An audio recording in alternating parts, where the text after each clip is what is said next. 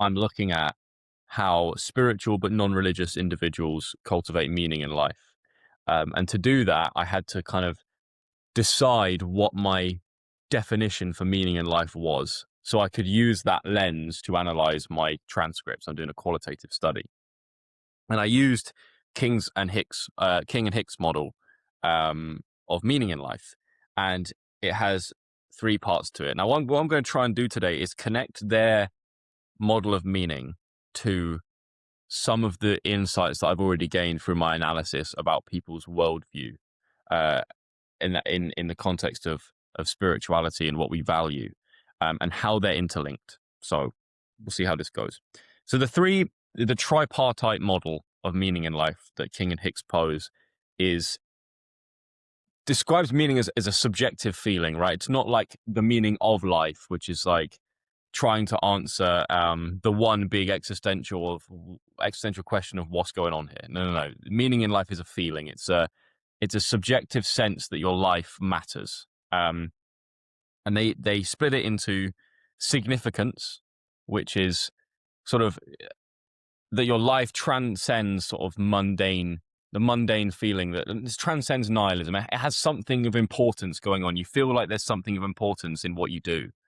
That means that you don't feel like you're wasting your life in a sense. Like it matters what you're doing. It's significant for your own, for your motivations and the people around you and the things you do. They matter.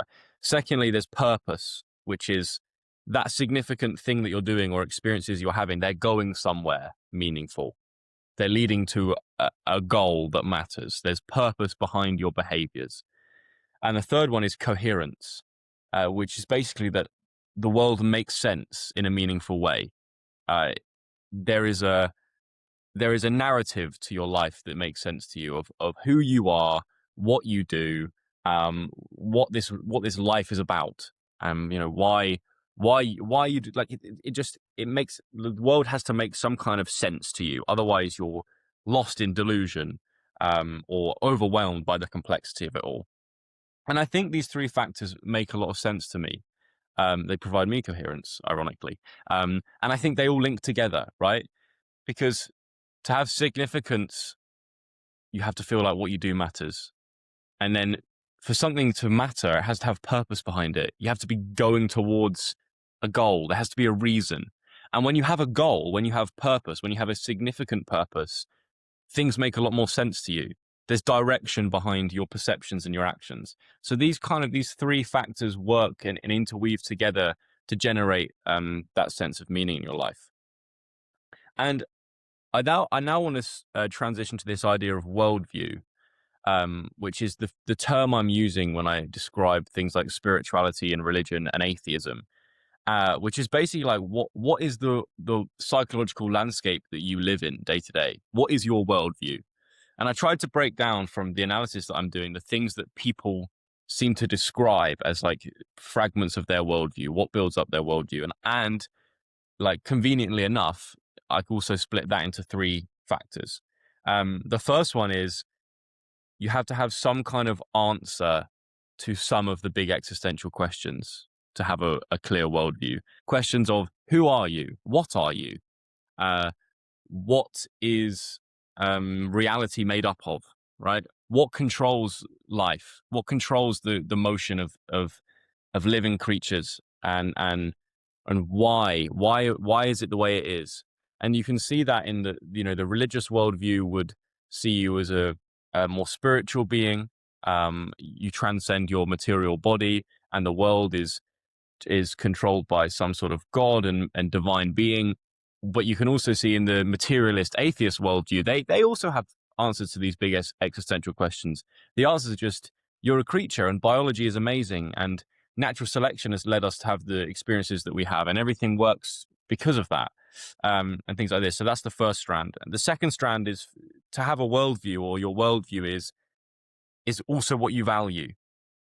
In terms of, so what do you choose to do and think about and pursue over everything else? So my values are wisdom and psychology and philosophy and discipline through being an athlete and the joys that come with that, and and love and connection with the people around me. They're the things I value.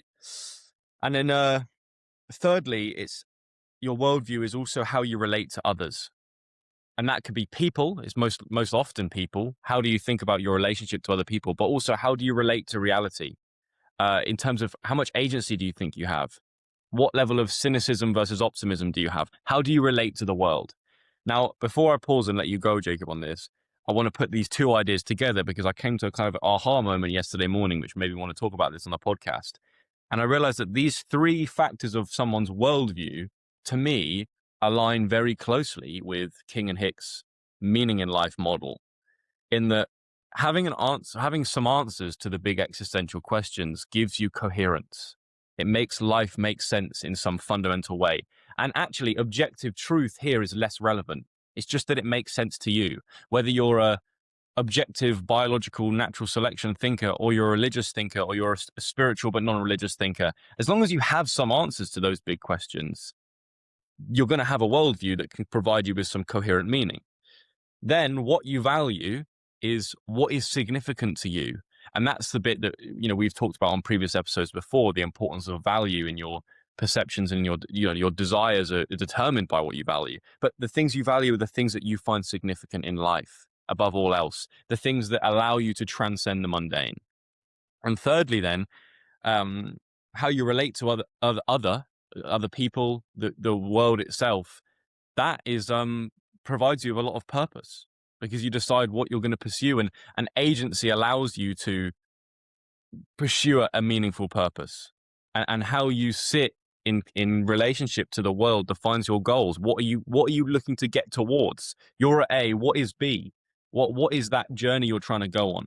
And so I think I'll close with saying that, like, meaning is seen as this like higher version of happiness, the kind of happiness that doesn't have drawbacks to it, the kind of happiness that you can pursue and still live a healthy life.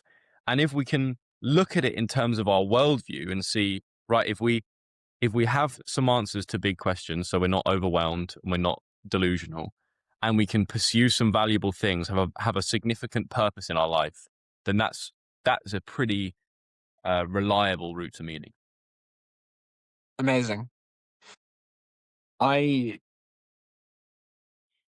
think the best thing to do is to put this in an example, and for me to kind of reiterate what I think, what I gained from that. So you have these three categories, and the way that I'd see it is you have a kind of a top down and a bottom up. You have a top down and a bottom up, and the top down is having coherence. It's having the answer to the existential question. It's this big thing that's at the top that we need to really comprehend what that means to us. And then from that, everything else down sort of makes sense. And the bottom up is, what I got from that was significance. And that was your values, right? What things you feel are important. And for me, I think that connotes things like responsibility to me. And therefore, because it's bottom up, is your value right at the bottom, and everything else comes from that. So you have those two things, and then you have the third thing, which is purpose, which you kind of applied to this relatability, because you can have top down, you can have bottom up, but if you're not sort of applying it to life, and you don't have this reason to live, that you're actually going out and doing something with these two things, then the triangle doesn't really complete itself. And so I think an example to engrave this would be having a child is something, I think it's the closest thing to an objective, meaningful thing to do. So if you have a child, then your life becomes coherent. It is this massive, it's this big responsibility ahead of you that you have to nurture child, and now you've given birth to persons, you have to give them a good life, and you have to make sure the years ahead of them are the best that you can make them. It's a big thing that's bigger than you. It's top down, and it's kind of an existential responsibility. Then you have the day-to-day things of the taking your child to nursery and feeding it, and that's the kind of your Yeah. bottom up, which is this: you're responsible, and you And you value educating and loving and like, nourishing your child. yeah, and your values will basically be how you want to bring it up. So that's the kind of day to day. And this third category is it gives you a reason to live, right? It's basically a version of you, that is you share genes with, and you will have a relationship with your child, and you will, based on that, will be how you live the rest of your life. And so I really think these three categories are, I think you did a good job in combining this, and it's a nice framework that makes sense to me. But the last thing I think I'd say, which is some sort of thoughts outside what you said, is generally I think there is almost too much meaning in life. It's almost like there's too many things we could do, and because when we look on social media, we scroll past someone who's kite surfing, then we scroll past someone who's playing with their daughter, then we scroll past someone walking their dog. And I don't know, in the world, the way that we're advertised with things. And I think when we generally look around, there's so many different things we do. We could do everything. Everything would give us some kind of level of meaning, but it's almost that we're too much. And I think that's why some people feel like they don't have meaning, is because they don't commit to one thing or a couple things.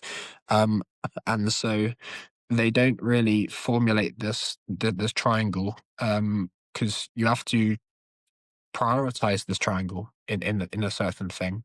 So yeah, that was my thoughts.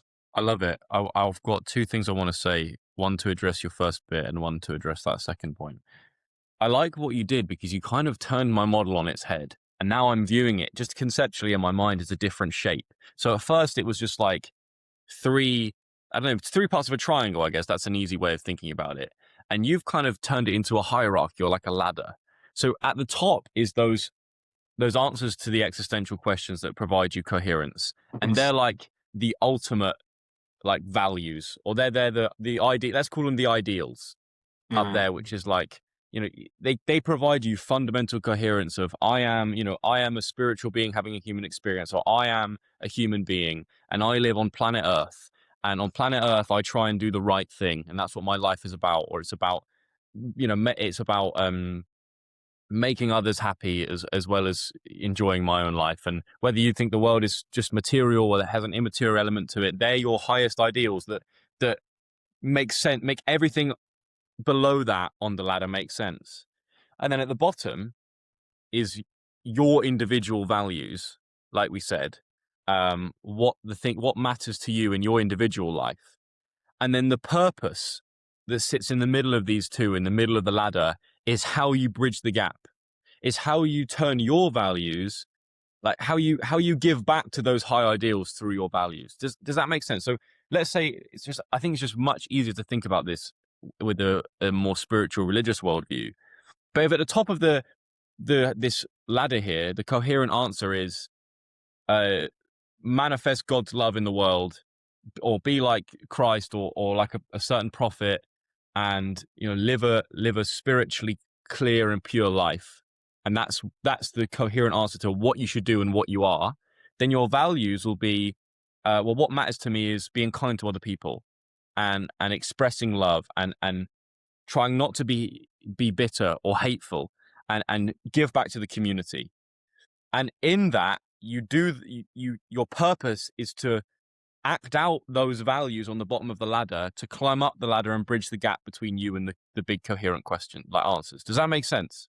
And I yeah. like how you turn that model upside down like that. Do you have Mhm. anything to add on that before I move on? Because we're pivoting a bit with this. Yeah, so it's just like, I think that's the right thing to do, to change it from a triangle to one thing at the bottom, one thing at the top, and then the purpose thing in the middle. I think that's a great thing to do. And your example with the spiritual sort of valuing their God at the top, and that being the existential thing, and then their values of in their day to day, at the bottom up, like it makes a lot of sense. Yeah, Karen. So, and then this idea you said about there being too much meaning, I think there's some truth to it in that there's a multitude of paths toward meaning, and especially in the modern day, we find ourselves like Sylvia Plath underneath the fig tree from the bell jar when she's looking at all these juicy, delicious figs that she could eat, but she's paralyzed by that choice that she watches them all rot and fall off the tree. We're a lot like that today, especially if you live in like a society like we do. You can pursue pretty much any field that you like and gain meaning from it, but that choice itself among a myriad of options it paralyzes us. But it's really important that you sacrifice the multitude of options and pick one, two, maximum three to pursue, because then if you don't do that, you just Peter Pan around and you don't become anything. It's much better to become something and remain available for anything, but realistically do nothing. And it reminded me when you were talking about Heidegger has this idea that we must become a being towards death. And he said we become a being towards death when we find out what we are going to sacrifice our life to. Because when you're a child, you're a ball of potential and you could become anything. When you're 12 years old, you could literally be anything. But you don't have that same amount of being able to do anything at 25. You have to, like, your life, part of growing up and maturing is refining and doubling down on a small handful of things. And becoming a being towards death is knowing, right, this is what my life is about. This is what I'm doing. And everything else is getting sacrificed. But there's great meaning in doing that, because then your life has something clear that it's aiming towards and that it's about. And we'd much rather get rid of all the other options and be really clear on one or a handful of things than remain in that Peter Pan state, because that doesn't get us anywhere. But the thing is, you're so right about the social media idea that we can just flick and scroll and see people following different paths to meaning. We feel like we want to jump on every single one of those trains. We want to take a bite out of every single one of those figs, but it's just not possible. And because we're so connected to one another and all of our lives are so interwoven and connected, we don't have the same capacity to just pay attention to what naturally feels most meaningful to us. And that's actually why when I look at like my own story, lockdown was such a considerable milestone or like pivot moment, catalyst moment for me, because I came off social media and I wasn't even in school. So I wasn't even talking to other people about what we were doing. And it was literally just me and my thoughts in a journal or through meditation or through like discovering the books that I wanted to read. And then that's what built what I found meaningful. Like it didn't really come from anywhere else. And I think that's a lost skill, or a very underdeveloped skill in our world, is that paying attention to like what are you actually interested in naturally, not like what social media tells you or what your friends do or what like some celebrity that you want to be like does. What like it's back to that conversation we had about the erotic. What rumbles you to your core? What makes your pace quicker when you think about doing it? They're the things your life should be about. They're the things that you should sacrifice everything else for and become a being toward death. And that's what you should give up your potential for. Does that make sense? Yeah, I think this fig problem is a huge one, and I see it with just people I'm around all the time with just university students that are 21 years old and have no idea what they want to do. And I think there's also a fig problem with the sort of woman in the red dress, that you start pursuing a fig and then another juicy fig comes along and then you go to that next thing. Obviously, there's a context that people often use it with, like starting new businesses and that. Like you start one, then you have that friend that's making money, and then you want to do what he does because he's got the outcome, and you then do that, but then you don't stick with it that long, and then you do the next thing, and you never really really bite into one fig for long enough. I think for me the interesting question then comes from, you used the example of Peter Pan, in that he is this sort of, he's living for fun and he's living for pleasure, and part of being a child is to do that, I think. But then comes a time where we have to leave that period of life and then go and form some obligations and find some meaning. And I'm trying to visualize when that change should be, because like basically how when should you start biting into figs, start biting into obligations? Because there's a lot of, in an ideal world you'd be a child and you'd maybe find some love towards an instrument, and because you picked it up at that age, you were able to pursue it as a really meaningful career later on. However, I think we need to be Peter Pan in our lives, and we need to live a pleasurous life and a life full of fun in our childhood. So I don't know if it's the specific age, if it's if it's something like that we should always be looking for these figs, like as soon as we're a child, like when these things start like pointing our interest, or whether it's a thing of like you shouldn't worry about it, you should live your childhood, and then when when you start getting a bit older, you should then explore the figs. Like that's the question that I don't that I think would be good to discuss.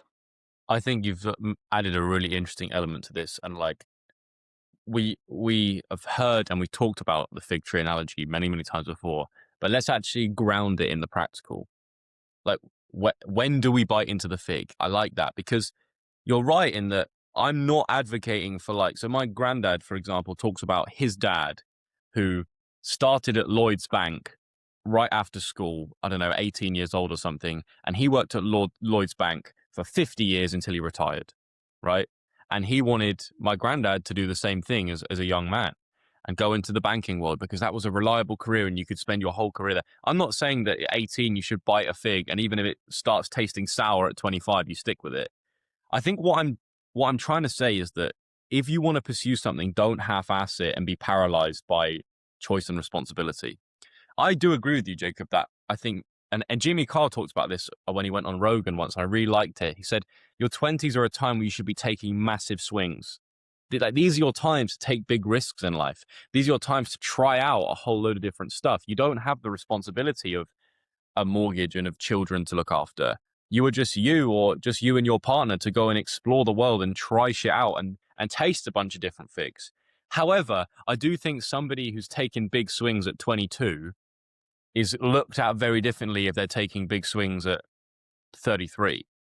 Primarily just because of the biological fertility clock of, like, well, are you going to have kids? Are you going to have a family? And if that's not what you find meaningful, then whatever. But I think that, 95% of people are going to go down that having kids around the late 20s, early 30s, having a family in their 30s type thing. So that's why that kind of cutoff for taking big swings is maybe the end of your 20s. But I think this idea that, like, life has seasons, right? And so the fig that I'm eating now may only last until I'm 25, and then something else will open up. When my basketball career ends, I'm going to put that fig down. But I'm hoping that in the next spring, to continue this kind of plant fruit analogy, there'll be a new fig that I choose. The most important thing, and this comes to something that Matthew McConaughey said on those, like, viral Modern Wisdom episodes. I remember this a lot, is he said, just don't half-ass it. If you're going to do something, just do it. I think that's the value I get from that fig tree. And for people listening, it's like, you don't have to have the answers. But if something points to you as, oh, this could be an answer, don't half-ass it. Give it a go for 6 months. And then if you want to pivot to something else, you pivot to something else. Yeah, I also think it's like a different like mode, because what I'm thinking about your context of starting basketball when you're 10 years old, and like that person playing basketball is different to that person playing basketball now, in the fact that it was maybe just a hobby and it was just something, a form of exercise at the start, and it's like it is a fig, like at 10 years old, but it's like it's nowhere near as like, I don't know what to put in this analogy, but it is essentially nowhere near as like big. Maybe it's a tiny little fig, that I think is, because I think it's generally good to encourage kids to play sport and to obtain hobbies for that purpose, that they need to find out what they want, what fig they actually want, by doing the thing and then realizing that's not a good fig and then going to a better fig. And generally, the younger you start, I think potentially the quicker you're going to find a success. So it's a good thing to do. Also, I guess a good point in this, right, that you've just said that I've thought of there, is that figs evolve. So I started in my case that, when I started playing wheelchair basketball, it was fun, yes, exercise, yes, but also the first community of other disabled young people that I'd ever, like, started integrating into. I was the one kid with a physical disability in my primary school. And so you just live in this world that you are the only one. You are the sore thumb that sticks out. Whereas, like, that was part of the joy for my 9, 10-year-old self, was seeing all these people with a whole range of different disabilities, all just getting on with their life and joking around with each other and making friends. And that was the case that, maybe I got a little bit better as I was 14, 15 and just progressed through my teen years. But it was a casual, fun hobby until I started, like, not half-assing it at about 18. And that's Uh, okay. The fig, I didn't know it was like, I didn't know at 10 that I'd be doing it, like, for money at some point. It was just something. It was that pleasurable Peter Pan like pursuit of pleasure and fun. And so figs can evolve. And I think if you don't half-ass a fig, you don't know what it might become. It might bloom into the best piece of fruit you've ever eaten just by yeah. trying hard at something, because you don't know who you'll meet or what skills you'll develop. Or, it comes back to something I said to myself back in A levels. It was like, hold on, is there ever any drawbacks to trying hard at something? I don't think so. It's all benefits, and there are silent benefits that you don't necessarily realize at face value. Yeah, it was. Wheelchair basketball potentially was the big enough problem for you, or is a meaningful enough experience for you to isolate all the other things? Because I think we all have like a little bit of a period where like we are like Sylvia Plath, like we find ourselves like doing that thing and like being that guy with like the idea that wants to commit to something. I think we all have that little like we've all had that experience, and that's when you know you're doing the right thing, is when you can ignore the other things easily. Well, this is what McConaughey said when he was talking about not half-assing it, is as long as you go 100% into something, 3 months down the line, you might fail drastically and realize it's not for you. But that's still better than being paralyzed by the choice, because you've known, okay, that's not the right path.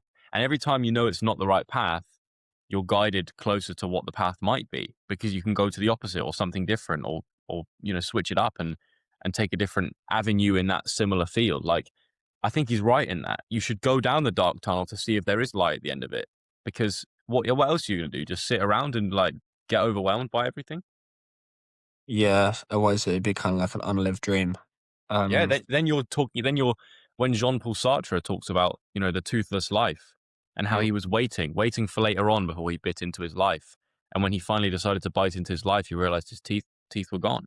Like, we are mortal, we are finite. There isn't all the time in the world, and we might think this because we're 21 and we're so young and there's so much life ahead of us, but I feel like time is going faster. I feel like my older mentors that I've spoke to that say that are talking some truth. And I'm only going to be 21 once. Like, I'm going to wake up tomorrow and I'll be 30. And that's like half my youth's gone then. We don't have much time. yeah. Do you mind if I pivot? I think it's perfect time to pivot, Jacob. I'm ready.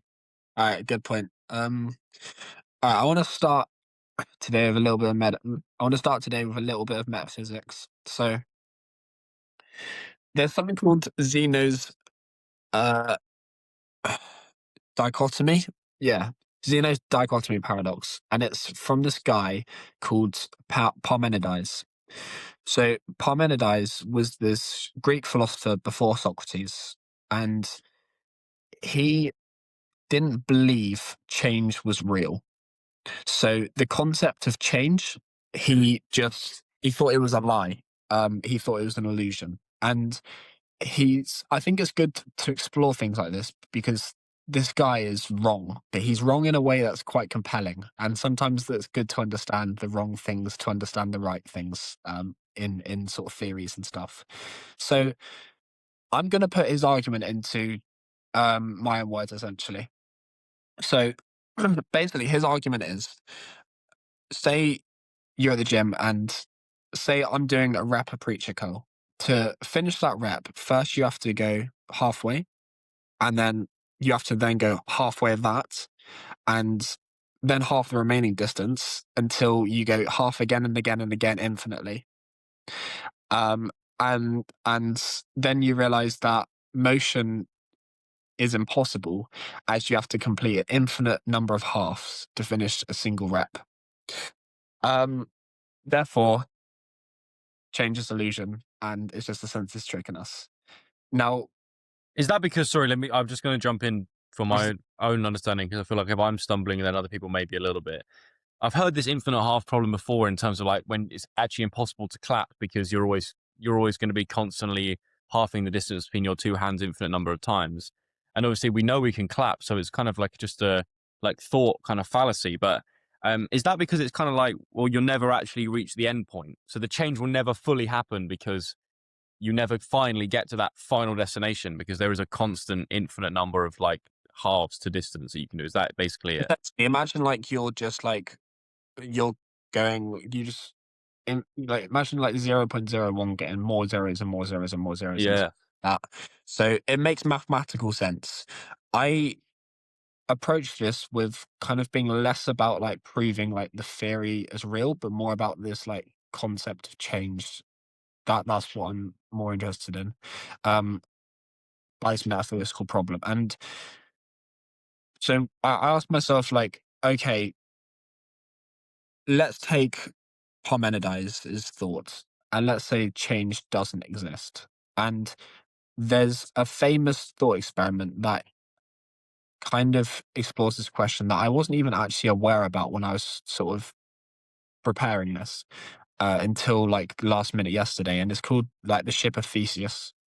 And this is a philosophy thought experiment that basically says it's about like identity and change.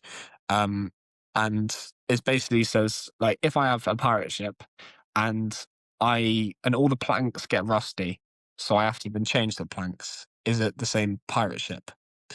And it's I mean, I don't think there's either like a right or wrong, but it's an interesting thing to think about. Like, has there been a change, or is it? It kind of comes back to that question. And I think another example that I think I'll throw in that I think will make that I want to focus on is say my sister gets on the tube at Aldgate East. She does her makeup on the tube and then gets off at Stratford. Has there been a change? Is she still the same person? And Parmenides would say, no, my sister just is until she is not. There has not been a change. Change doesn't exist. But I say that can't be right. Surely emotion has occurred. Therefore, her identity is slightly different when she gets off that tube. In the same way that I've had a coffee this morning, or in the same way that if she has a coffee on the tube, there is a change within the self, a slight change. You can't say that you can't say that the caffeinated self is the same as the uncaffeinated self. Mm. Stimulus has literally changed your brain into tricking. The stimulus has literally tricked your brain into thinking that reality like is more crisp, or is more sort of You're more refined. awake. So identity isn't this fixed thing. And before I kind of go on, I think I want to, in my points today, like do a lot of pausing to give you sort of a lot, to give you the right amount of space to respond. So yeah, I'll pause here. Yeah, so that's nice because I've got two important questions here, right? So in the Theseus of Ship like story, the basic question there is a thing what it is because of its material makeup? Like if you replace 100% of the materials of the ship eventually, is it the same ship? Because is the ship what it is because of what it's made of or what it does? You know, because if you can still sail on it and you still call it by the same name, maybe it's the same ship. But if to you the essence of the ship was in the original planks, then it's not the same ship. And then in your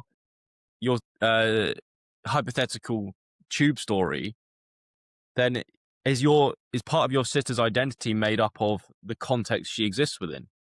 So I'm asking these two questions: Are we our material? Are we our material makeup, and are we our context?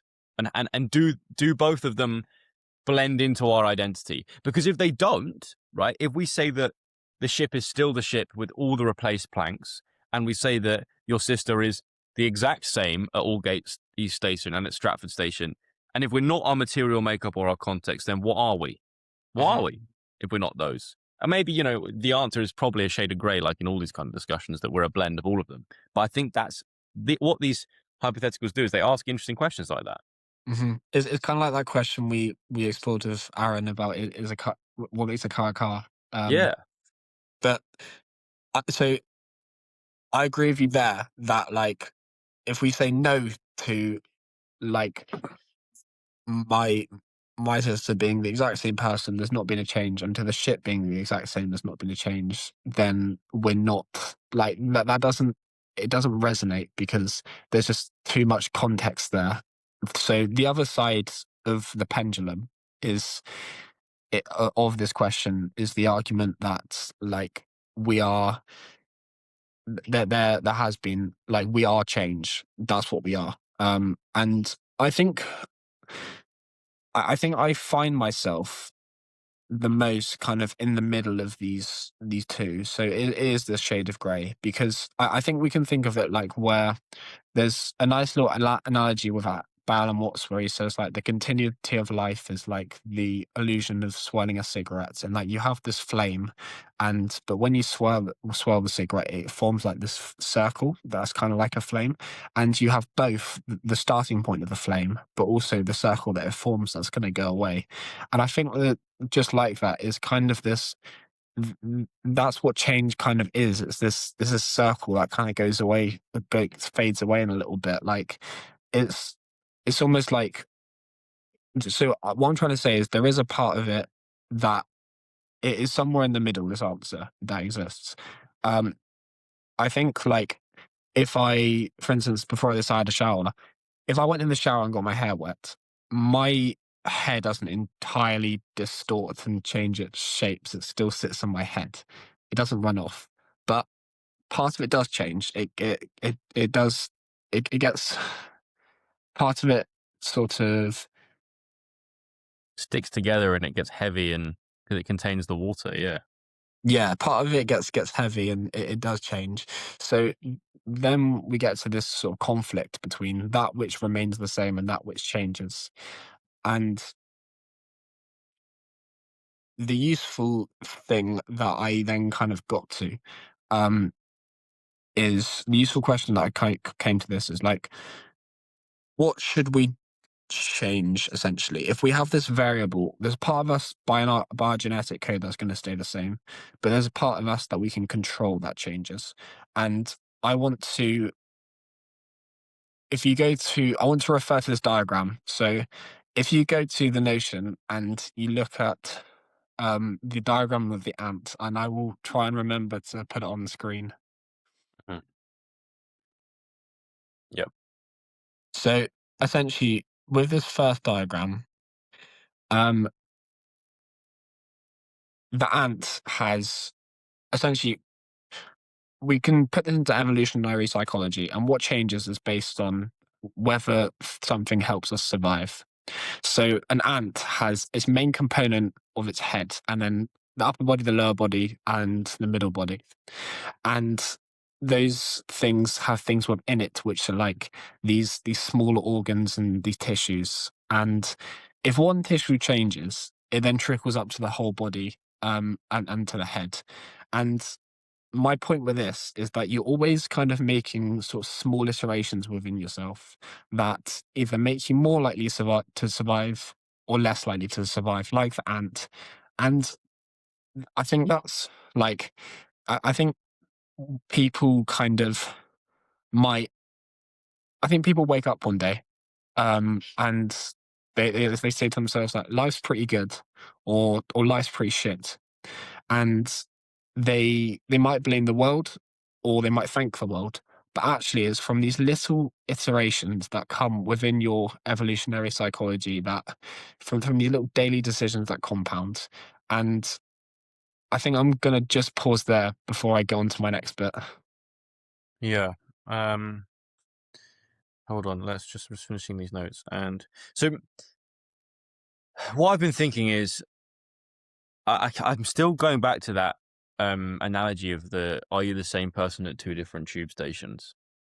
And obviously, intuitively, we're going to say yes, you are the same person. But if we expand that idea of travel out and expand it and expand it and expand it, if your sister moved from Aldgate East Station to Bali, Indonesia, and then lived there for a year, I don't think she would come back the same person. In the same way that I moved to London and my life did change, and I did change significantly, I think. But I'm also still Joel, and like if I met friends from secondary school who I haven't seen since then, they would still know it was me. Like they wouldn't like tell me I'm not who I'm saying I am. They would see that it's me. They would hear that it's me in certain mannerisms I have, and in my voice, and in my face, and in my eyes. You know, there would be a we see each other, and so there is a context where the self, the change of context changes the self.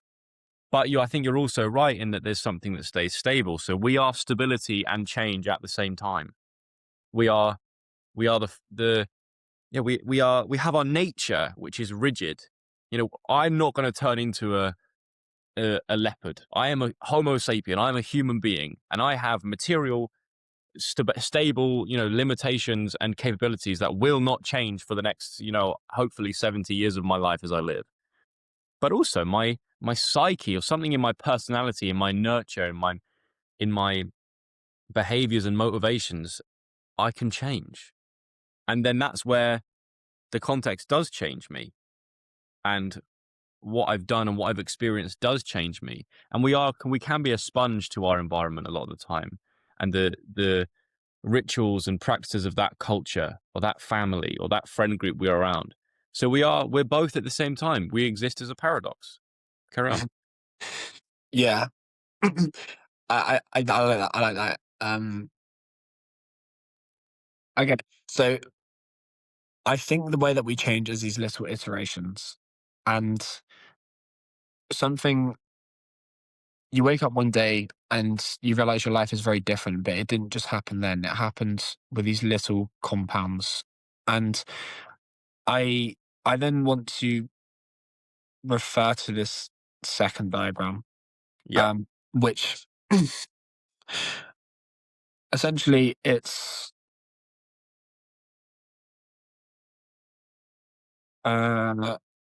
okay, so essentially this is like a big cause and effect diagram, right? And it is by a guy called Charlie Morgan, who I stole it from, where he essentially it kind of explains how one decision results in lots of different things. And this is kind of like a bad example. So an example that makes your life worse. So he uses the example of the cause of getting an Xbox, and how that then spirals into you start playing every day, you start playing more hours a day. And then because you're playing more hours a day, you spend less time with your girlfriend.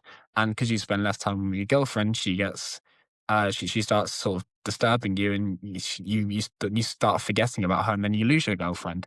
But because you also play more, you play more hours every day, you also gain weight, and then you also start staying up late, and then you destroy your circadian rhythm, and you go into new addictions. And you also get this kind of sense of progression in the game. So you have a lack of which means that you don't have this desire to pursue sort of the worldly game. Um, and one and then there's also other causes of you start spending money on the game, and essentially all that came from just a single thing of getting an Xbox for Christmas. I- Bad. And all those things point to all this: losing girlfriend, gaining weight, get go like spending too much money on the game, staying up late. All this, Charlie points to having. He applies it to sort of getting in sort of a life that's a life of more hell, where you end up essentially being resentful, like long down the line, and you get depression or whatever. And it was just mad to me that, like, wow, this is how cause and effect works. And I think I think it points to this thing of, we really need to like play life like chess, in how things change and how we can control how things change. And obviously this negative example, but there's also lots of positive examples, and that, like, I mean, one I can use. I use an example of my life, and I use both a positive and a negative. So I guess one positive would be like we might be doing like a public speaking talk in a couple of months, or we have the opportunity to maybe do that. I don't want to jinx it, but that's something good. That did not happen like that. It happened from started when I was like started when I was started working hard in secondary school. And then because I worked hard in secondary school, I then I remember I started working hard in A levels, and in A levels, like I was a bit of a weird kid. I used to read 3 hours a day. I would read what I'd read on the commute to Exeter College, and then I would read 1 hour in a coffee shop, and then I'd read on the commute back from Exeter College back home. Um, and I did that for like a year, and I got through like that. Then I started being introduced to more ideas, which is like I got introduced to like Animal Farm. I read that when I was like sort of 17. I read the 48 Laws of Power twice. I read like Jordan Peterson's book, the 12 Rules of Life, and I guess that I started getting introduced to these ideas. I think I read Deep Work as well, and then that goes on to like then reading sort of becomes a big habit, and then you go for uni and you start doing essays, and then you start doing, or I started doing a podcast, and and there's just like these thousands of hours that accumulate to then going on stage potentially and delivering like a a 2 hour debate or whatever, and because also I used to be terrible at English, and so I kind of turned my biggest weakness into one of my biggest strengths over the course of 5 years. And that's how cause and effect works. And it's just mad how it all started from working harder at school. Um, Yeah, this is beautiful, man. I mean, I could tell a similar story and go on a similar ramble. You know, if I hadn't started trying out meditation in lockdown, then I wouldn't have made some realizations about myself. I wouldn't have then started working harder. I wouldn't have then wanted to have something alongside my A levels. So I started a YouTube channel. Then I made a video about meditation. Then you reached out to me and said, I saw your video on meditation and liked it. We reconnected. Then we started having regular like meetups to go to the sauna and chat about life. Then you were like, hey, let's start a podcast. Then I was like, whatever, we'll see what happens. Then we do reps week in, week out, every week for 2.5 years. Then you're at a point where you can verbally articulate yourself. That helps me socially. That helps me with my teammates in basketball. It helped me like, find a romantic partner that I'm really happy with. And it helped me meet mentors and coaches and be able to communicate clearly with them. And, it was Wittgenstein that said the limits of your language are the limit of your world, right? When my vocabulary expanded and my ability to get across ideas in a persuasive and engaging way expanded, my world expanded, my self-esteem expanded, my visualization of what my life might look like expanded. And these ideas, they're food for my soul, man. Every week, like I would do this if it didn't ever go public or I never made money from it, because it makes me feel truly alive. And now we're at a point where, yeah, we might end up doing some public speaking bits. We might end up meeting some amazing people, all because I started meditating. yeah. It's small things, and there's a book. It's a pretty cliche, like personal development book, but I read it a couple of years ago called The Compound Effect. Everything is compounding. Everything is exponential. And it's something also that Morgan Housel wrote about in his book called Same as Ever, that good things in human life come very slowly with very small changes until suddenly they're exponential. Whereas negative events, you can times your life by 0 and it all comes crashing down. The good is hard to build. The good takes discipline and character and consistency over time. That's why I said to you on the phone literally yesterday, wasn't it? That consistency is the most important thing, because the execution becomes the reality across a whole long period of time. I think it was Joe Rogan that said, you want to try and build a mountain out of layers of paint. And every day you just put one more brushstroke every day. You do that for 10,000 days. You'll build something. And that's why I like, from even when we started doing this, we had a decade mindset. We'll just do it for 10 years and see what the hell happens, because people underestimate what they can do in a decade. And this is why I always come back to this mantra from Lao Tzu of chop wood, carry water. Do the things every day. Just do them. Just do them and see what happens after multiple years. Because we've done this for 2 years now, and the fruits that we've gained are not only great, but also were unimaginable 2 years ago. You know, when we started, we couldn't imagine where we are now. So then we can't imagine what the next 2 years looks like. How fucking exciting is that? Now, lastly, that was me sort of addressing your point, which I really like, and I think it's really true. But I wanted to kind of expand out a little bit more abstract here and go, do you think there's something about consciousness, the human consciousness, human psyche, that has something to do with like our ability to change? Because if we take the animal kingdom, largely, I would say they are proportionally more on the stability end of the spectrum than we are. Like, I don't know, I don't see like a dormouse having a massive like change of self across its lifetime. Maybe they do and we can't study it, but because their brain is more primitive, and we have this capacity that, you know, we can change our interests and our motivations across the span of our life. We can go on so many different adventures. How lucky are we? Like, most animals are just fueled by instinct to survive and reproduce. We have the ability to explore not only the outside world, but the inside world, and become who we want to become, build character, build virtue. And that is a, you know, that is mind boggling. You think about the capacities of the human psyche. It is amazing. It is amazing that we get to do this. We are blessed. And that's why, you know, my girlfriend has a go at me when people ask the classic question of like, what's your favorite animal? I always say human being, because we undervalue ourselves. Yes, we are very capable of doing evil and doing harm to one another, but that's the price we pay to have the ability to be so good and transcend mundane material life and be. That's why I do kind of know what, I get a sense of what the Genesis story is talking about when it says we're made in the image of God. There's something divine in us. There's something that can change and transcend. So do you think it's something specific about human consciousness that allows us to transform in the way we can?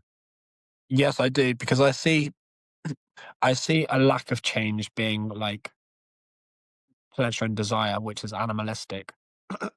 um, Yes. I said because like you ever like I think it's the thing of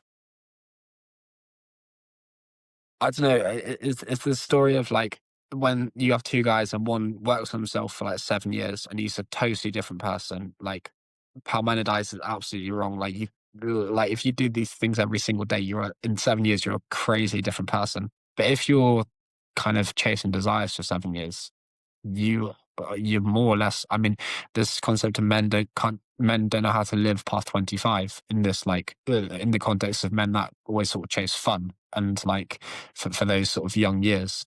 And it all starts from going to uni and going to rugby socials and drinking loads of alcohol, and then that then gets sort of like a bit boring, and you then one night you do cat with the rugby guys, and that little iteration of pleasure keeps going up and up until you're 25, and being hedonist doesn't really hit the same person. You haven't really sort of had that growth. You haven't moved towards God, which is your example there. And with your thing with like uh, I think that animals really have that ability to experience a divine experience, unfortunately, like which we do. Like I think this process of getting better and making our texture of our mind more like advanced is this like blessing that animals can't do. Uh, and I think that I think like the most I think it's something that's unique to humans that we change, because like a dormouse at like 2 years old is pretty much the same dormouse at 4 years old. They're Do they still just even live to that long? Do you know what I mean? They might only live 6 months. I don't even know how long a dormouse lives. Yeah. yeah. Well, it's weird as well. I suppose that is a good point in the story. Like I think I've just Googled it. It's 3 to 5 years in the wild. And in captivity, they can get to 6 years if they're lucky. There you go. yeah. I mean, it's weird how like um It's weird how animals age differently. Like my cat's 13 in human years and 73 in cat years. Like what is time perception like? That's that. Or like, And or like a housefly that lives 24 hours, you know? yeah, you have like creatures like flying ants. They form wings and then they die straight away. Um, That's why I feel like time is such a fluid, like, concept because, like, I mean, I guess that fly just doesn't have the same expansion of consciousness that we do. We're mhm. one of the only creatures that's super conscious of time. You know, we're not just like dependent on hormonal rhythms and the sun and things like that. Anyway, carry on. Sorry, I'm digressing. No, that's cool. I think that what we can do with this diagram though is we can understand like feedback loop, and so you can kind of control the pace that you change is one thing that we can do, and the way that we do that is we need to get feedback on it. We kind of need to go through a cycle of like, I do this action, I commit this change, and then this is the outcome. And do I like the outcome? Do I want to go further down that road? Um, and I think it's a good question that I don't think people consider. I think it's quite an undervalued, underrated like topic of feedback loop. Is like how fast is your feedback loop? How fast are you gonna for instance, I had a friend that wanted to be one of those like book talk guys that like reads about talks about books and shit. And I'm like, okay, the problem with that is how long does it take you to read a book? Okay, a week. Okay, how long does it take you to make a video? Okay, a day. So your feedback loop, you're getting better once every 8 days. That and I was like, that's going to be tough. You're not going to get good for a long time if that's your feedback loop. Whereas something a lot quicker, like what we do is put through like a big 1 hour file, which I edit into like 12 clips or whatever, and then I just bang out. I'm getting faster. I'm getting better, significantly faster. So I think that's also a good part of it when we're considering change. But yeah, I'm gonna sort of pivot on to my second point now. Can I just add something Yeah. before you go? Yeah, the feedback loop thing is important. It's about doing as many reps as you possibly can so that you can iterate. Mhm. And you can take your ego out of results. Like once you get a failure or a setback, it's like, okay, that was a rep that I've now had some evidence of how I should iterate to be better next time. Is you have to just have that sort of craftsman mindset with things. And the more you can get the reps and test yourself and get that feedback, yeah, I agree 100%. I think a lot of people are just scared of that because they're scared of like the world showing them that they're not good. Mm. But you have to do that. Now, well, this is one thing, final thing I wanted to add on this, like human capacity to achieve amazing things. Have you ever seen Israel Adesanya's like UFC speech after he won some like division? No. Oh my God, it fucking shakes me to my core. The way he grabs this microphone and he talks to the world, it's like almost like a prophet delivering a fucking sermon. I'll send you the clip after the episode. Mm. He addresses the world as Earth, and he says like, I wish that that every single one of you can have a feeling like I'm experiencing right now. That the amount of setbacks, I feel like he lost to the guy he beat like 2 times previously or something. And the amount that he'd gone through to get to the position he was in, he was like, I wish you could ever experience this tiny bit of like this level of happiness for once in your life. For one moment, I wish you could have this. And it shakes me because I can feel in his voice. It's like he's possessed by the spirit of the hero's journey, of ultimate human flourishing. Because and I get a small fragment of what he's talking about. Like when I think about 3 years ago, how I felt about even playing in the British Premier League and how like terrifying that was and how far away I was from being a good player in that league, to the things I've been doing this season, I just get this warm glow in my soul. And it's like going from something you were afraid of to overcoming it with courage and with work and with that compound effect of just daily chop wood, carry water, train, iterate, compete, iterate. You can get to somewhere better. And it's Mhm. that feeling that Israel Adesanya talks about is real. And that is when Joseph Campbell has he has this term called apotheosis, which is when it's called like the positive climax in the story, where the hero almost elevates to divine status and reaches their peak. That's what he's talking about in that interview, and I will send it to you, and maybe we can put it in the show notes of this episode so people know what I'm talking about. But yeah, go So, on. uh, I was just gonna say, we don't feel like I don't think we get the outcome of our choices until like 50% of the changes has been made, and I think that like when you do a basketball session, I don't feel like you get the feedback loop straight away. I think it takes might take a couple months until you see it, and I think in the example as well of if someone's if someone does these little iterations and they stop going to the gym once and then they start gaining a little bit of weight in the sort of like a 2 month period of time, it might take 2 years for them Yeah. to gain a little bit of weight and for them to have that 50% from those little compounding things every day. Yeah, I think self-image comes maybe 18 months after skill and result. I think that's something Mark Manson said, the guy that wrote Subtle Art of Not Giving a Fuck. He said something like, yeah, your self-image lags competence by like 18 months. I think he's on something. Okay. Yeah. Okay, so pivoting quite aggressively. Nietzsche's statement is that right and wrong is universal and left for an exceptional individual. Oh, If you have enough drive and competence, you can justify any moral norm, even murder.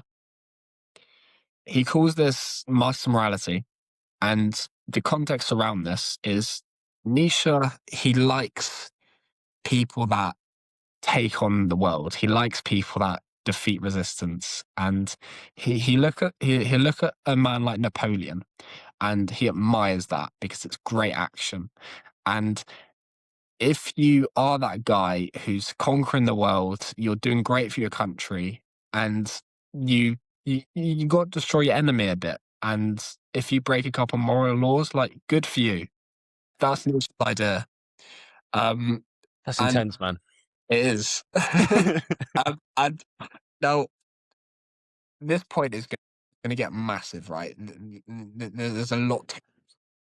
Firstly, I think good to explore this idea of what extent do you agree? Because if Galileo told me someone at uni needs to, maybe I'd listen because Galileo has achieved enough individual excellence for moral laws not to apply to him because he's beyond good and evil. He is Galileo, right? And I generally think that exceptional individuals should get privileges. In the animal kingdom, the most sort of the male with the highest status, The apex predator. Yeah, they get the most food, they get the privileges and the most territory and the most resources. So where is this line? Because we can also think about this in not just in terms of morality in Nietzsche's context, but in meritocracy. So I'll throw a statistic at you. So when the owner of Revolut left the UK in October, we lost a couple billion of potential tax revenue for that year. For the same amount of tax revenue, that for the guy of Revolut, it takes 450,000 average taxpayers. Should to reach that same amount of revenue, should we allow a man like that, a billionaire, more privileges? If because he's on paper, he's a better man than a lot of people. He's contributing a lot more, and so I think let's explore this question of privileges and moral privileges. Yeah, what comes to mind? What? Sorry, did you ask me a specific question then, in terms of what comes to mind, or what do I think so far of what you said? Yeah, so far. The Nietzsche quote fucking slaps me like a lorry. It's a dangerous idea. It is dangerous because what I've written here as you were talking is the metrics of the hierarchy concerns me. Because as soon as we pick a metric that goes that this person's a better man than this person, that to me, the spiritually unhealthy egoic alarm bells in my brain are firing. But but I'm interested to see what more you have to say. because there is a certain strand of human being, and I'm talking people that change like human culture hundreds of years after they're dead, that they have to play the game with different rules. Like they have to, and that's not. Now I'm not like talking about historical figures that have done horrendous things. To me, obviously, they're still immoral. I think there is a line that does get crossed where you go, no matter what you do in your life, you don't do those things. But in terms of people that can transcend certain moral laws, like how they are with other people socially, or whether they like have children or not, or whether how they decide to use their money or whatever, maybe we can blur the lines a little bit more. I'm thinking about, I don't know, like the Einsteins of the world, the people that have fucking changed a lot. That's why I used to Galileo. Okay, go on, carry on. Do you know who that is? I want to say, I don't want to sound stupid and be wrong, but I want to say it's the guy that was like involved in the realization that we're not the center of the universe, wasn't he? Made massive contributions in terms of like the understanding space, essentially, and similar to Einstein. Because I'm thinking this is like a game, right? And if we allow exceptional individuals privileges, like, why do they have the right to do that? Because there's another game of the example that you often like to use of this family man who's like a bin man, and he contributes to his family and he does something heroic, but he gets no recognition whatsoever. He has no privileges. However, someone like a Galileo, or like the modern example, which is the founder of Revolut, they have done more, like towards contributing to the world and society and generating wealth and employees for the Revolut guy. And for Galileo, he's made some great sort of scientific contributions. Does that make them a better man than the bin man? It doesn't. Thing is, it doesn't sit right with me, because now we're trying to measure love. Now we're trying to measure. So it is the Revolut guy earning or generating a ridiculous amount of revenue and giving a very high volume of people a very useful service? Is that more valuable than the love between a father and his wife and their children? That's the question you're asking. Yeah, I mean, I'm gonna be real. I personally, the way I personally think about that question is I think I'm more on the fence of yes, it is, unfortunately. Okay, no, that's okay, because maybe we can debate this and come from different ends of it. And so I'm on the fence that, like, if there was, like, I don't know, a moral law that, like,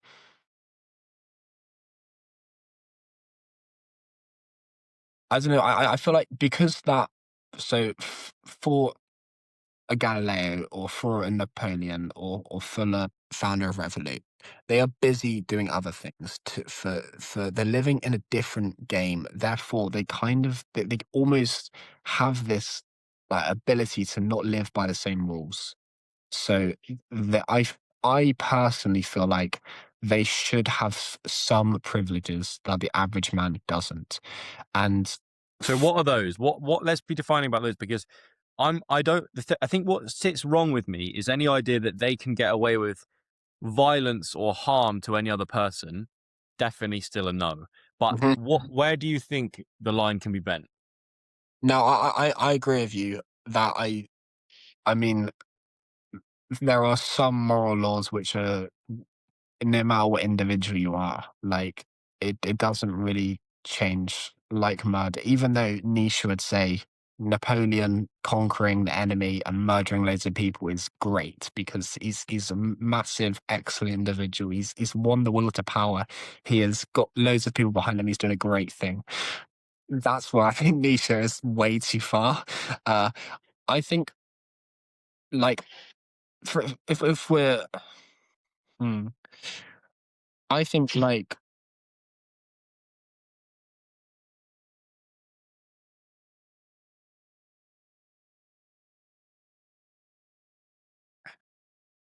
Or maybe here's a good question, right?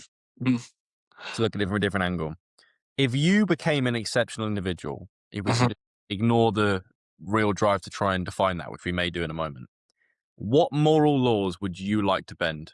Because I'd like to think, as I'm your mate, that you wouldn't go around killing and harming people. But there No. might be some things you wish you could get away with. I think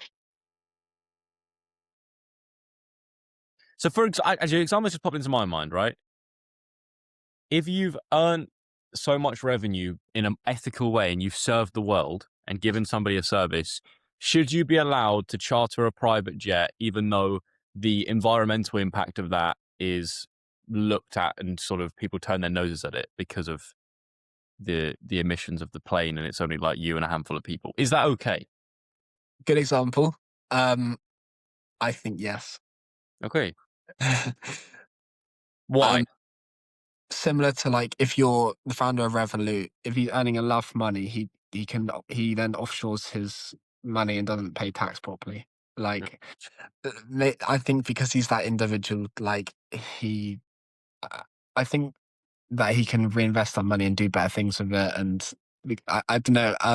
Okay, so the private jet example. Why? I think that it is a luxury privilege that is an exceptional privilege that should be given to an exceptional individual.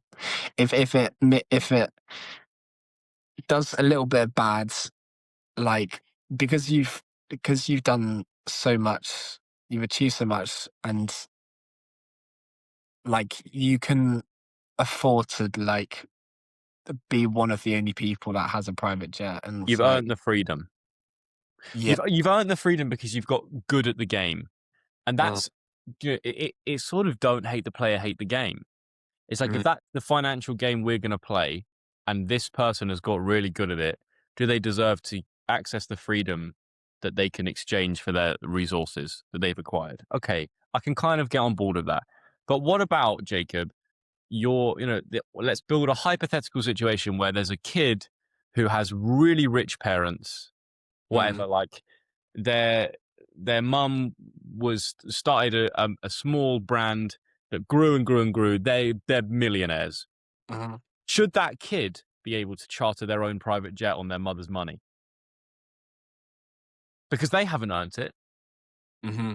But then And mum has. they're not exceptional in your terms. They've won the game, but they by accident, just by Yeah, the genetic lottery.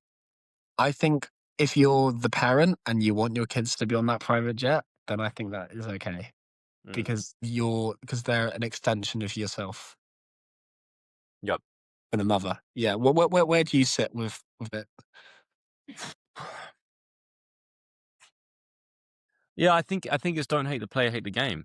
Mm, I think it is because if and now the problem is, I think when we're talking about big masses of money, to me, I just get like gut feelings that shady things have had to happen for that person to get there. If it's like super organic and that person has climbed up to the top by building a product that genuinely serves people and like it doesn't involve in like what are you gonna say? like Richard Branson, I don't know. What did he do? I know the name, kind but of find it what? that Virgin. Right, okay. Yeah, if you've done something that serves people and you've earned that money ethically, then I think it's okay to use your resources for freedom. But obviously, people that win it unethically are still going to do the same shit. I think it comes back to what we've been talking about in other weeks of like, if you win the game ethically, then it's almost like your wins are virtuous. Mm. If you win the game unethically, you're kind of a villain in my eyes. Yeah. Okay. So moving from that, Dostoevsky highly disagreed with Nietzsche, and he used he did this through the Book of Crime and Punishment. So let me throw an example at you. Um, so coming back to this idea of when you're an exceptional individual, moral laws don't apply to you. So say I was to get into a fight at Wetherspoons. When I do that, I'm going beyond good and evil. Because normal right and wrong doesn't apply to me. And the problem with that is, say another guy jumps into the fight. Now I accidentally have to now I have to defeat him too. And once you've assaulted one guy, you can easily assault two, which is what Dostoevsky says through Raskolnikov, because essentially Raskolnikov, he thinks he's this exceptional individual, so he murders a pawnbroker. But in the same apartment that he murders the pawnbroker comes the pawnbroker's sister, and he doesn't expect her to be there, and so he kills her too, because he doesn't want to get caught. He wants to get away with it. So Dostoevsky perfectly highlights the problem with this type of thinking. Is once you've justified one murder, you can easily justify two, which is a very interesting thing about morality and the human psyche. Because the more extreme your actions, the further you go into the dark corners of your mind, and the more that you can justify more extreme actions. So it's one criticism from Dostoevsky. I'm going to pause there because I see you're writing down a lot. Yeah. So I like it. So this idea that if God died, what we're left with is an infinite number of imperfect individual perspectives. That's the first time I've heard that. I like it a lot. But the problem is when the human ego and the human pride get involved, it's dangerous. Because I think, and we talked about this before, the material game that we play, especially in Western culture, promotes ego and pride. If you can, and it becomes a kind of feedback loop where success gives you more ego, pride, and confidence, which leads to some more success, and you just inflate and you inflate and you inflate and you inflate. And then if we follow sort of Nietzsche's idea, then the people that will become the ones to follow, the people that exist at the top of the hierarchy that at one time God existed on the top of, they will be the most egoic and the most prideful people. Now, I'm not saying that'll be the case every single time, but there's a big risk that that's the case. And then we'll start fucking worshipping the Hitlers of the world. And that was something that Nietzsche pointed to when he posed his theory that God may be replaced by ideological beliefs, dangerous ideological beliefs, driven by what he would call exceptional individuals. Maybe Hitler would fit into Nietzsche's category. Maybe, probably, in fact. And so that's why it would worry me, because I know how the devil can whisper in somebody's ear and tell them they're doing the right thing, tell them they're an exceptional individual, tell them that they're godlike, but really they're leading to destruction and harm. And Dostoevsky's criticism that what I put here, kind of summarizing it, immorality is a snowball. I think he's right.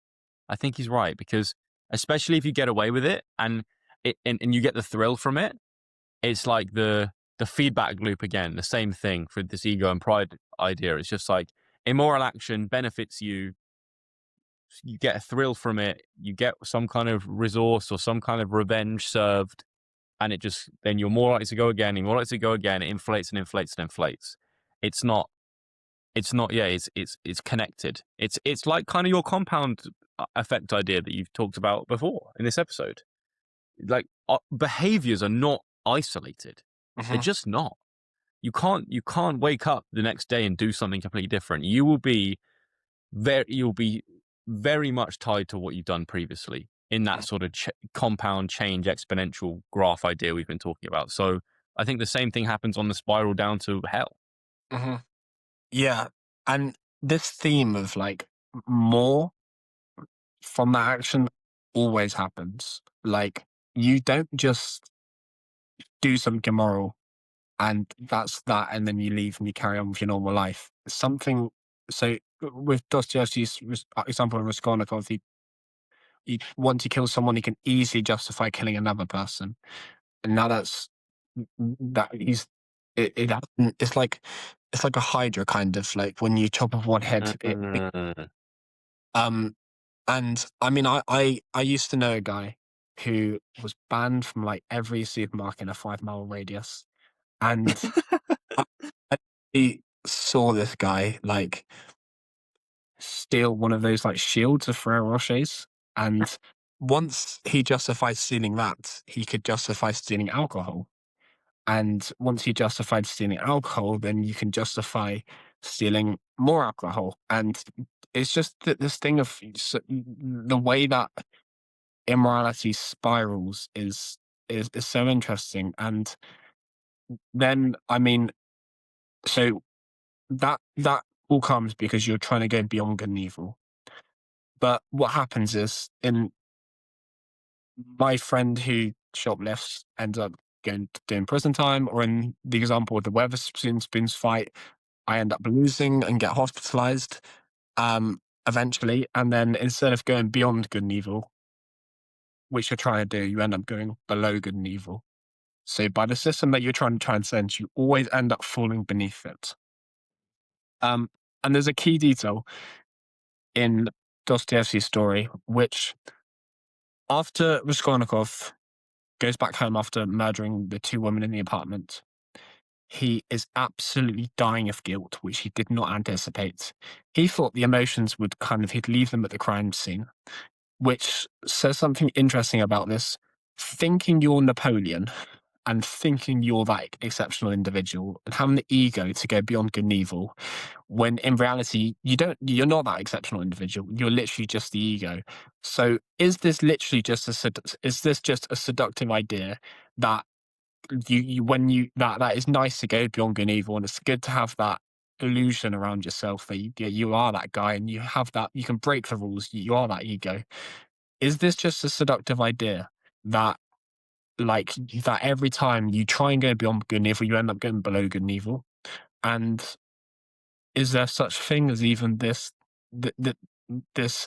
Do you ever can you get this morality of Übermensch? Does any exceptional individual privileges even exist at all? So these are the questions that kind of come from Dostoevsky's writing. I'm what's that? Okay, so two things. One, I just want to go back to the analogy of the Hydra. I love it. I love it. And one specific immoral action that, to me, we can use the Hydra as a great metaphor or story to explain it, is lying. When you lie, it's like you cut off a Hydra head, and three more come out. And once you've lied once, if you don't tell the truth at that point, you have to make more lies to make up for the first lie. You have to lie to different people. There has to be layers to the lie so the truth doesn't get found. And you do that, it's like you're chopping off more heads every time you lie, until eventually there's too many heads, the monster's too big, and it consumes your entire life. And I'm going to use the same real life example that people probably recognize for that first point with this second point we're going to now, which is kind of similar to what you said about Raskolnikov.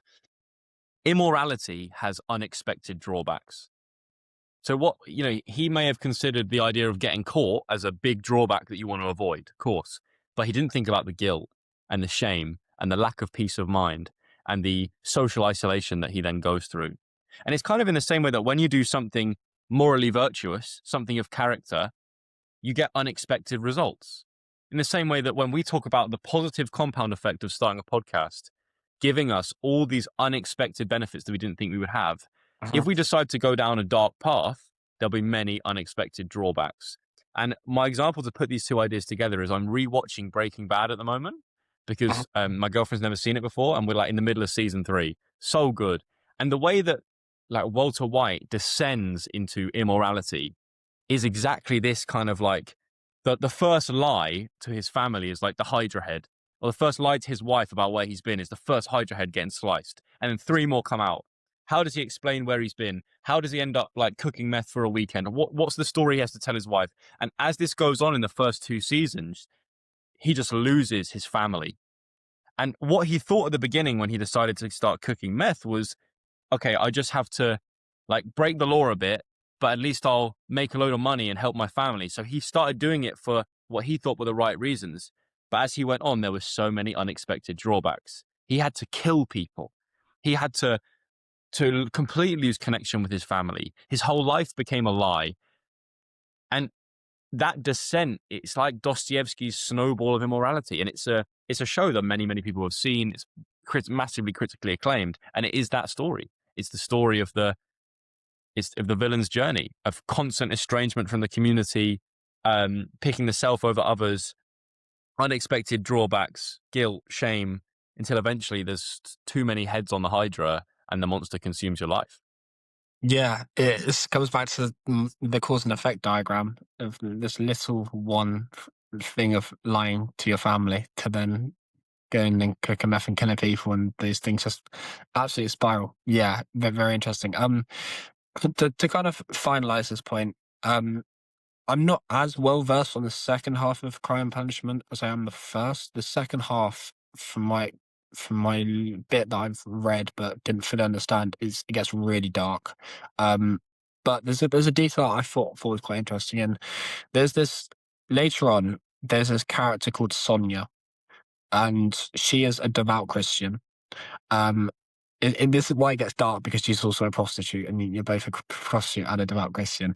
But she says to Raskolnikov, "You have to confess, because when you killed this woman, you killed yourself, and now you're in a state of spiritual death. Spiritual death will fuck up your physical death." That's what she says. And so what he does is he does 8 years in prison, and he kind of has in that a rebirth. And you really realize how much Nietzsche and Dostoevsky were talking about the same ideas in this, because this to me means, because he has this rebirth and he's sort of helped by this Christian Sonia, this to me means that even if God is dead, believing in God is still better than trying to pursue individual excellence. It will always sort of be the best thing. That's the moral message I got behind it, without completely spoiling everything.